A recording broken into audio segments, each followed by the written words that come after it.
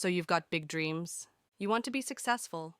You want to live the life you've always imagined. But there's a problem. You feel lazy.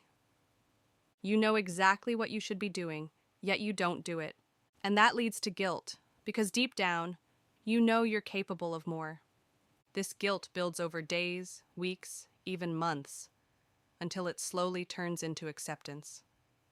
Then the new year comes around, and with it, the same old goals from last year.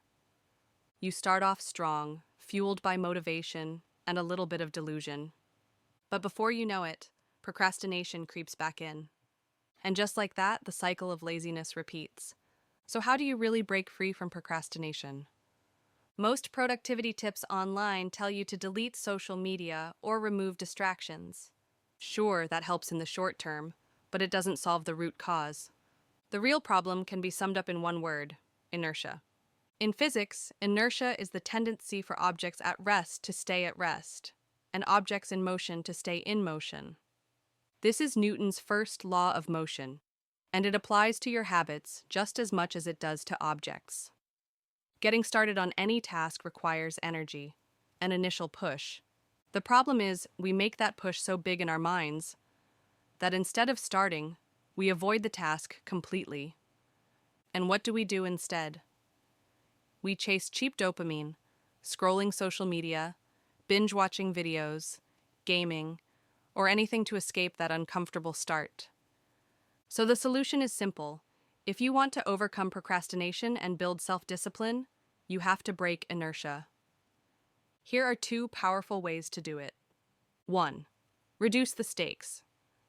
Don't tell yourself you have to write a 5,000-word essay. Tell yourself you're only going to write 50 words. That's it. Easy. Once you start, momentum will take over. 2. Use the 2-minute rule. If you don't feel like doing something, commit to just 2 minutes. Don't feel like cleaning your room, put on a song and stop when it ends. Don't feel like exercising, just do 2 minutes of stretching. The magic is this: once you get started, you usually keep going. Because objects in motion stay in motion. At first, it feels like pushing a ball uphill. But once you overcome that initial resistance, momentum takes over.